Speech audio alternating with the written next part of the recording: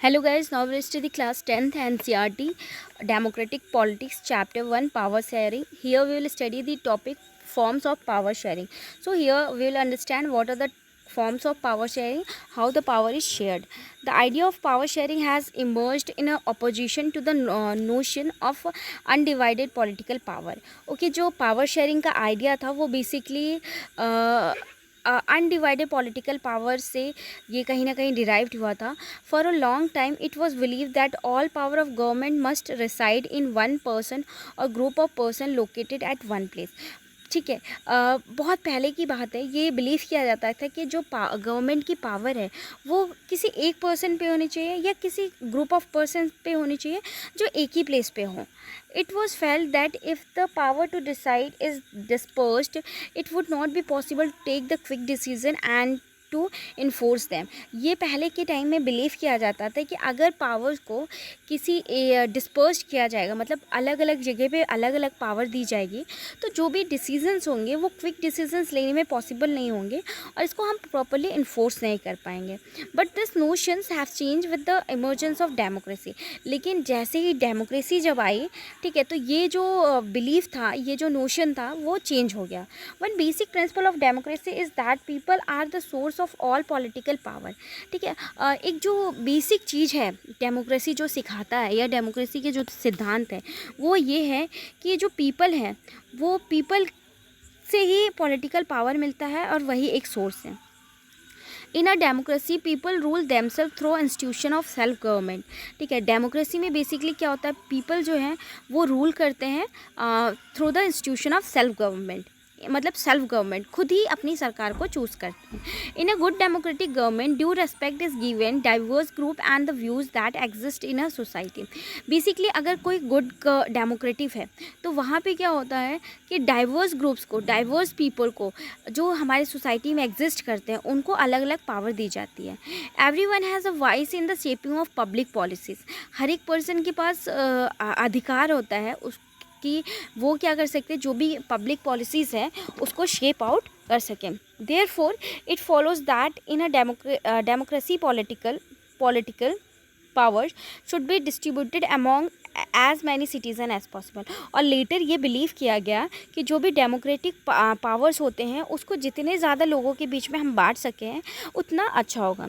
In modern democracies power sharing arrangements can take many forms. Let us look at some of the most common arrangement that we have और will come across. ठीक है, in modern democracy, अगर हम modern democracies की बात करें तो जो पावर शेयरिंग अरेंजमेंट है वो बहुत से फॉर्म्स लेता है. बेसिकली अगर हम पावर शेयरिंग की बात करें तो बहुत से फॉर्म्स आते हैं. और let us look at the some of the most common arrangement. अब हम यहाँ पे क्या पढ़ेंगे, जो कॉमन फॉर्म्स हैं जिससे पावर शेयरिंग की जाती है उसके बारे में पढ़ेंगे. Power is shared among different organs of government such as legislature, executive and judiciary. ये हमने प्रीवियस क्लासेस में पढ़ा था when you were in class 9th. ठीक है, या 8th क्लास में आपने ये देखा होगा कि जो पावर शेयरिंग होती है बेसिकली वो 3 ऑर्गेनाइजेशन के थ्रू होती है, legislature, executive and judiciary. Let us call this horizontal distribution of power because it allows different organs of government placed at a same level to exercise different power.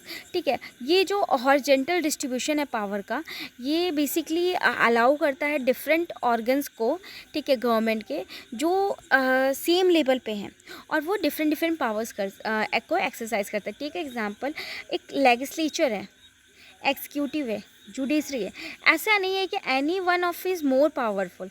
ठीक है, सारे एक horizontal group में जितना इसको अधिकार, सपोज 80% पावर है तो सेम 80% पावर इसके पास भी, सेम 80% पावर इसके पास भी है. Got it now. This result in a balance of power among various institutions. Last year was studied that in a democracy, even though ministers and government officials exercise power, they are responsible to the parliament or state assemblies. बोला जाता है कि in class 9th we have study कि जो ministers होते हैं या government officers होते हैं वो एक्सरसाइज करते हैं अपने पावर्स को और रिस्पॉन्सिबल होते हैं पार्लियामेंट और स्टेट असेंबलीज के लिए. सिमिलरली ऑल्दो जजेस are appointed by executive, they can check the functioning of executive और लॉज मेड बाय लेजिस्लेचर. ठीक है, this arrangement is called the system of checks and balance बोला जाता है। उसी तरह से जो जजेस होते हैं वो बेसिकली अपॉइंट किए जाते हैं एग्जीक्यूटिव के द्वारा, और ये बेसिकली चेक करते हैं फंक्शंस को। किसके फंक्शन को? जो एग्जीक्यूटिव और जो लोग लॉज बनाते हैं, जैसे लेजिस्लेचर के, एग्जीक्यूटिव के फंक्शन को चेक करते हैं कि हाँ इन्होंने जो बनाया है लॉ वो क्या सही है या नहीं है, ठीक है। और इस अरेंजमेंट को कहा जाता है check and balance. Now the second one is power can be shared among government at a different level. जैसे हमने इनिशियल में देखा कि जो पावर्ड है वो बेसिकली 3 बॉडी में शेयर किया जाता है, लेजिस्लेचर, एग्जीक्यूटिव, जुडिशरी। उसी तरह पावर्ड को हम डिफरेंट लेवल में शेयर कर सकते हैं, like a general government for a entire country and a governments at a provincial और रीजनल लेवल। बोला जाता है कि जनरल गवर्नमेंट एक जो रहेगा वो पूरे कंट्री के लिए रहेगा, और एक गवर्नमेंट रहेगा जो हर एक प्रोविंशियल और रीजनल लेवल पे होगा। Such general government for entire country is usually called the federal government. और ऐसे जनरल गवर्नमेंट को जो पूरे कंट्री को रूल आउट करता है उसको हम फेडरल गवर्नमेंट कहते हैं। In India we refer to it as a central और यूनियन गवर्नमेंट। इंडिया में इसको सेंट्रल और यूनियन गवर्नमेंट कहा जाता है। जैसे मतलब आपको पता होगा कि कभी भी आप देखते हो, जैसे टेक एग्जांपल, अगर आपने यूपीएससी एग्ज़ाम के बारे में सुना होगा, तो यूपीएससी जो एग्ज़ाम कंडक्ट कराती है वो सेंट्रल गवर्नमेंट के द्वारा होता है। इसके अंदर जो भी रिक्रूटमेंट होती है उन बच्चों की posting all over the India में कहीं भी हो सकती है, ठीक है। सेम अगर हर एक स्टेट का दें तो पीएससी होता है, ठीक है। टेक एग्जांपल, अगर आप एमपी के हो तो एमपी पीएससी होता है। तो ये क्या, ये स्टेट गवर्नमेंट कंडक्ट कराती है। तो स्टेट गवर्नमेंट के पास ये अथॉरिटी है इसके पेपर को बनाना, इसका एग्ज़ाम डेट फाइनल करना, रिजल्ट डेट फाइनल करना, ठीक है। Same now the government at the provincial और regional level are called by different names in different country. जो गवर्नमेंट होते हैं प्रोविंशियल लेवल पे होते हैं, रीजनल लेवल पे होते हैं, उनको डिफरेंट कंट्रीज़ में डिफरेंट नाम से जाना जाता है, डिफरेंट प्लेस पे डिफरेंट नाम से। In India we call them the state government. India में हम उन्हें स्टेट गवर्नमेंट बोलते हैं। This system is not followed in all countries. There are many countries where there are no provincial or state governments, but in those country like ours where there are different levels of government, the constitution clearly lays down the powers of different levels of government, ठीक है। देखो क्या बोल रहा है कि यहाँ पे बहुत सी कंट्रीज़ होती हैं, ठीक है, जहाँ पे कोई प्रोविंशियल या स्टेट गवर्नमेंट नहीं होती है, वहाँ पे सिर्फ एक ही गवर्नमेंट होती है जो पूरे कंट्री को रूल्ड आउट करती है। बट ऐसे कंट्री में क्या होता है, जैसे कि हमारे कंट्री में हर एक लेवल पे गवर्नमेंट्स है और वो उनको हर अलग अलग पावर्स दिया गया है, ठीक है।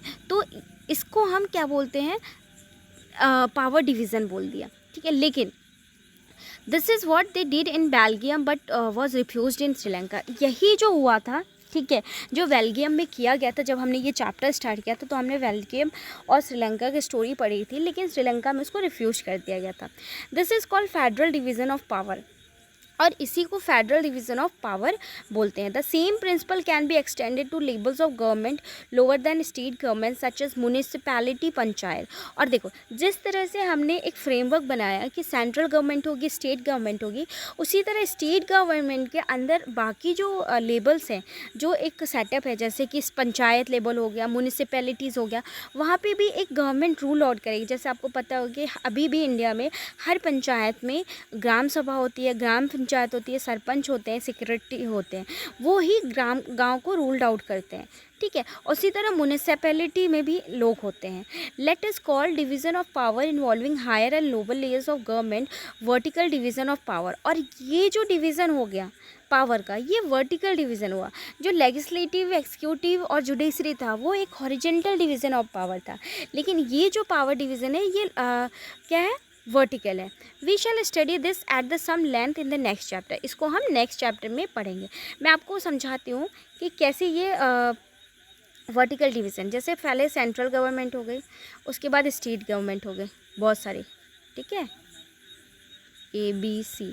अब इसके अंदर पंचायत हो गई, म्यूनिसिपैलिटी। तो ये बेसिकली पावर जो है वर्टिकली डिवाइड हो रहा है, ठीक है। और इसको सबसे ज़्यादा पावर है, इसको कम है, फिर इसको कम है, फिर ऐसे ऐसे। Got it now.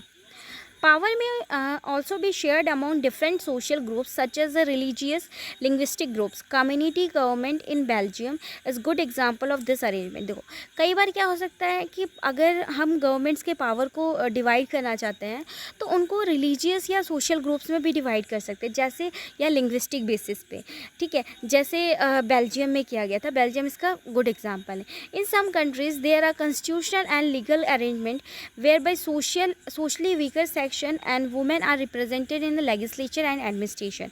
कुछ कंट्रीज़ होती हैं, ठीक है, जहाँ पे कॉन्स्टिट्यूशनल और लीगल अरेंजमेंट होता है, जहाँ पे बेसिकली सोशली वीकर सेक्शन होते हैं और वुमेन जो होती हैं उसको रिप्रेजेंट करती हैं लेजिस्लेचर और एडमिनिस्ट्रेशन को.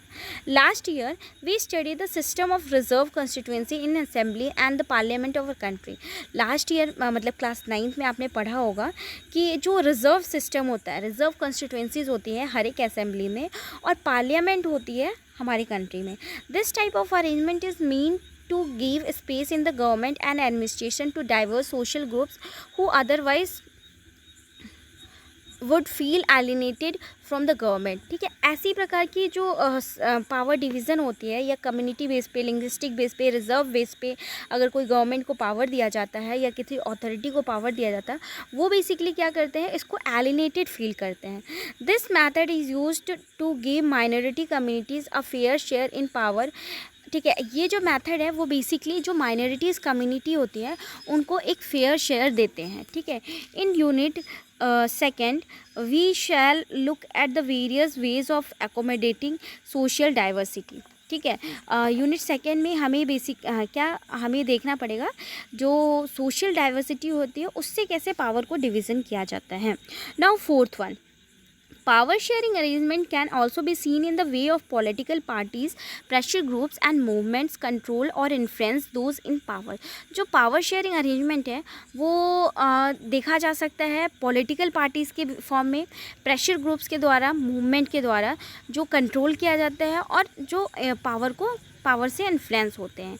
इन a democracy the citizen must have the freedom to choose among various contenders for powers. देखो डेमोक्रेसी बेसिकली ये कहती है कि हम सबको, लोकतंत्र का मतलब यही होता है कि हम सबको इक्वली राइट है, हमें पूरा अधिकार है कि हम अपने लीडर को चूज़ कर सकें और वो भी बिना किसी पार्शलिटी के, मतलब बिना किसी लिंग्विस्टिक, बिना किसी ग्रुप के, बिना किसी कम्युनिटीज़ के. In contemporary democracy this take the form of competition among different parties. ठीक है, बेसिकली अभी जो डेमोक्रेसी चल रही है, ठीक है, जिस डेमोक्रेसी में अभी हम सर्वाइव कर रहे हैं, ऐसी डेमोक्रेसीज में बेसिकली क्या होता है कि एक कंपटीशन डेवलप हो जाता है. ठीक है, और ऐसे जो कंपटीशन होते हैं वो पावर्स को ज़्यादा देर तक एक हाथ में रहने के इंश्योर नहीं करते हैं. ठीक है, in the long run power is shared among different political party that represent different ideology and social groups. जैसे ठीक एग्जांपल लेते हैं कि अगर एक इलेक्शन हो रहा है, आपको पता है कि इलेक्शन जब भी होता है, मान लो कि दो पार्टीज़ हैं ए बी. ठीक है, तो ए पार्टीज़ के पास 300 समथिंग सीट आ गई, 312, और मान के चलो कि जीतने के लिए 340 सीट की ज़रूरत है. ठीक है, और बी के पास इसके पार्टी से सिर्फ 200 सीट आई है, लेकिन इसी के साथ एक सी और डी पार्टी मिलना चाहते हैं, बोलते हैं भाई हम तुम्हारे साथ मिलना चाहते हैं और हम तुम्हें ही सपोर्ट करें. तो सी पार्टी अपने जो सीट है वो 200 दे देती है और ये अपने 12 सीट दे देती है. तो टोटल सीट हो गए 412, जो विच इज़ मोर देन 340. तो इसमें क्या होगा, अगर ये जो विनिंग पार्टी होगी तो यहाँ पे 3 ग्रुप हैं, बी सी डी, तीनों के ओपिनियन अलग अलग होंगे, तो ऑब्वियसली यहाँ पे क्या होगा, कॉन्फ्लिक्ट क्रिएट होगा. Got it?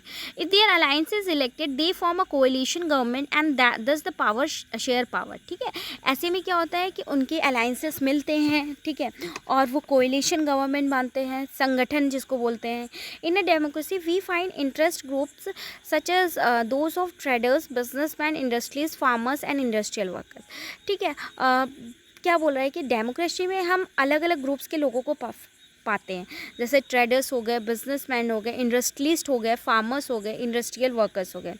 They also will have a share in governmental power either through the participation in governmental committees or bring in influence on the decision making process. बोला जाता है जो ये लोग हैं इनका भी बहुत इंपॉर्टेंट रोल रहता है, गवर्नमेंट पावर में अपना योगदान देते हैं, ठीक है। ये चाहे वो पार्टिसिपेट करके दे सकें, चाहे वो कमिटीज़ को ब्रिंग कर सकें, या किसी डिसीज़न में डिसीज़न हो रहा उसमें पार्टिसिपेट करें।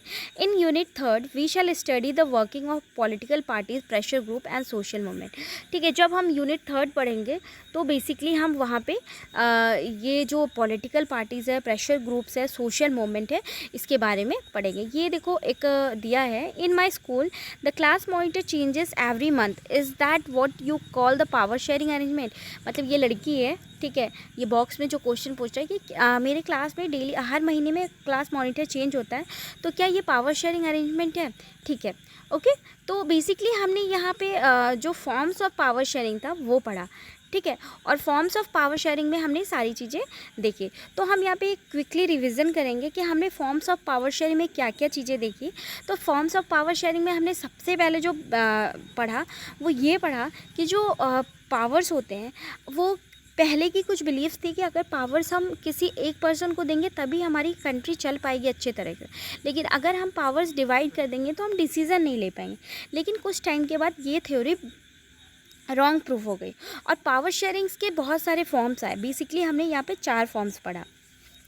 पहला जो फॉर्म्स है वो ये पहला फॉर्म्स है वो हॉरिजेंटल डिवीज़न ऑफ पावर की बात करता है, जिसमें लेजिस्लेचर, एक्सिक्यूटिव और जुडिशरी बैठते हैं। तीनों को इक्वली पावर दी गई है अलग अलग चीज़ को। लेजिस्लेचर लॉ को बनाता है, एक्सिक्यूटिव लॉ को एक्सिक्यूट करता है, और जुडिशरी जो है इस लॉ को जज करता है, तभी वो फाइनल जाके ये एक लॉ बनता है। Got it. ये हो गई हॉरिजेंटल शेयरिंग ऑफ पावर, जिसमें सबको पावर की डिवीज़न इक्वली दी गई है। नाउ दूसरी हमने जो पढ़ी थी वो हो गई डिफरेंट लेवल्स, ठीक है। डिफरेंट लेवल्स मतलब सेंट्रल गवर्नमेंट के पास पावर है, उसके बाद स्टेट गवर्नमेंट के पास पावर जाएगी, ठीक है।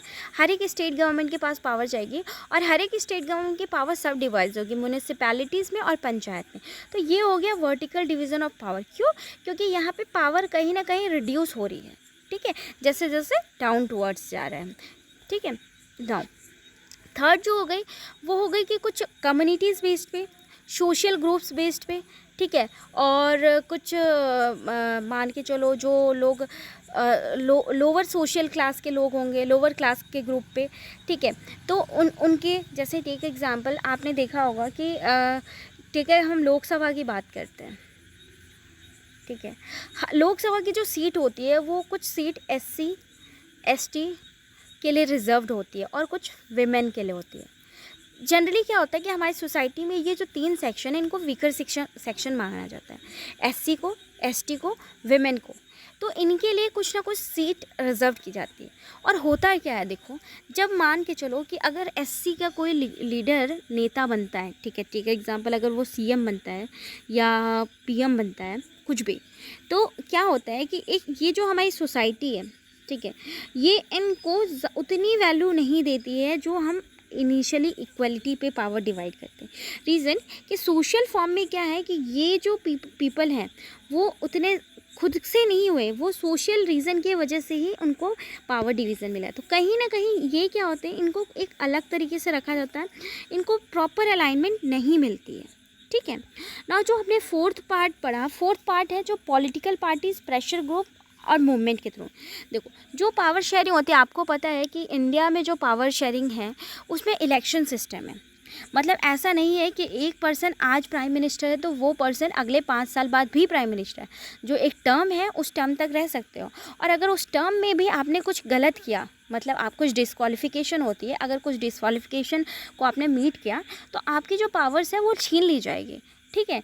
लेकिन जैसा कि जब इलेक्शन होता है तो पॉलिटिकल पार्टीज़ के थ्रू, मतलब पावर शेयरिंग हम किसके थ्रू कह रहे हैं, सपोज जैसे BJP है, कांग्रेस है, ठीक है, ये बेसिकली 2 मेजर पार्टी है हमारे इंडिया की, ये दोनों के बीच में इलेक्शन हो रहा है, ठीक है। इनमें से सीट जिसको ज़्यादा मिलेगी वही हमारे लीडर बनेंगे, चाहे वो PM हो चाहे वो CM हो, ठीक है। तो जब ये बनेंगे तो इनको पावर शेयरिंग कैसे आ रही है, एक कहीं ना कहीं पार्टीज से आ रही है। हमने यहाँ पे एक मेजर फैक्टर पढ़ा था कि पॉलिटिकल पार्टी से जो पावर शेयरिंग का होता है उसका लॉस ये होता है कि मैंने आपको एक्सप्लेन किया था ए और बी ग्रुप है, और अगर बी 430 रैंक चाहिए या 330 रैंक चाहिए, ठीक है, ए के पास जो है 410 रैंक है और इसके पास है 450 रैंक, लेकिन 450 रैंक बी के पास अकेले नहीं है, ये कितने लोग से मिला है, सी से मिला है, डी से मिला है। तो जब ये पार्टी जीतती है तो यहाँ पे 3 लोग हैं, ठीक है, तो यहाँ पे एक प्रेशर डेवलप होता है क्योंकि ये तीनों लोगों की थॉट अलग होगी, इनकी थॉट मैच नहीं करेगी, गॉट इट। तो ये सारी चीज़ें आती है। और प्रेशर ग्रुप के बारे में भी हमने पढ़ा कि प्रेशर ग्रुप से कैसे पावर शेयर होता है और मूवमेंट से कैसे शेयर होता है, और इसमें कंक्लूड ये किया गया कि बेसिकली जो पावर शेयरिंग है उसके 4 अलग फॉर्म्स हैं, लेकिन जो मेनली इंडिया में अभी अडॉप्ट किया गया है और इसी के बारे में बात की कि इंडिया में ये सारे पावर शेयरिंग को एक साथ मिला के किया गया और मैनेज करके किया गया। अगर हम किसी भी 4 फॉर्म में से एक ही फॉर्म को अडॉप्ट करेंगे तो पावर शेयरिंग प्रॉपरली नहीं होगी।